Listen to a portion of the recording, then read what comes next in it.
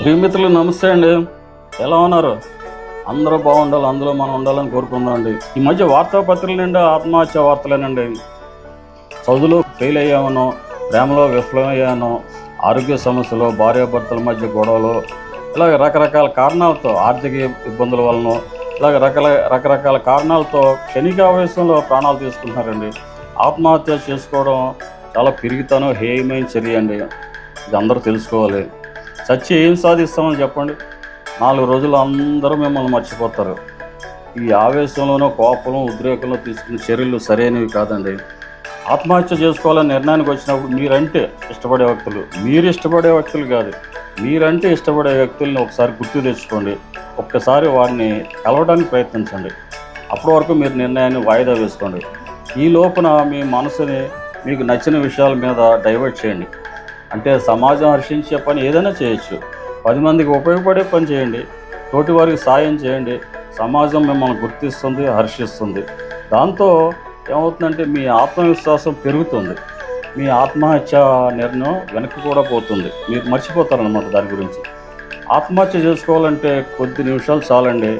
కానీ మిమ్మల్ని ఈ భూమి మీద తీసుకురావడానికి మీ అమ్మ ఎంత కష్టపడిందో, మీ నాన్న ఎన్ని బాధలు పడ్డాడో మీరు ఒక్కసారి గుర్తుకు చేసుకోండి. సమస్య లేనిది ఎవరికండి? ఉదాహరణకి నా సమస్య తీసుకోండి. నాకు ట్రైజీమినల్ న్యూరాలజీ అనే ఈ నరానికి సంబంధించిన ప్రాబ్లం ఉందండి. ఇది దవడ దగ్గర 3 నరాలు కలిసే చోట భయంకరమైన నొప్పి వస్తుందన్నమాట. బ్రష్ చేసుకునేవద్దు, మాట్లాడనివ్వదు, షేవ్ చేసుకునేవద్దు, కనీసం తినేవద్దు. దవడ మన నోరు ఓపెన్ చేయనివ్వదు అనమాట. ఎలక్ట్రికల్ షాకే, భయంకర నొప్పి వస్తుంది.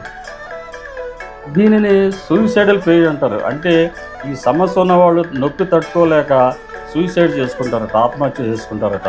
ఒకసారి దీని గురించి గూగుల్లో సెర్చ్ చేయండి, ట్రైజీమినల్ న్యూరాలజియా. నేను డిస్క్రిప్షన్లో ఇస్తాను, చూడండి ఒకసారి. మరి నేను నొప్పి భరించలేక ఆత్మహత్య చేసుకోలేదే, ఇంకా మీ ఎదురుగుండానే ఉన్నాను కదా. నొప్పిని తట్టుకుని భరిస్తూనే నా దృష్టిని ఏం చేశానంటే ఇలా సేవా కార్యక్రమాల మీద, హ్యూమన్ రిలేషన్స్ గురించి ఇలా యూట్యూబ్ ఛానల్ పెట్టి ఇలా మీ ముందుకు రావడం, ఇలా నొప్పి తెలియకుండా అనేక మార్గాలు ఉన్నాయి డైవర్ట్ చేయడానికి.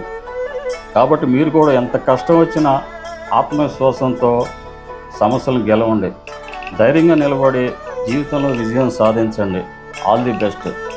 మీకు వీడియో నచ్చితే దయచేసి లైక్ చేసి, షేర్ చేసి నా ఛానల్ రాణా హెల్పింగ్ మీడియాకి సబ్స్క్రైబ్ చేయండి.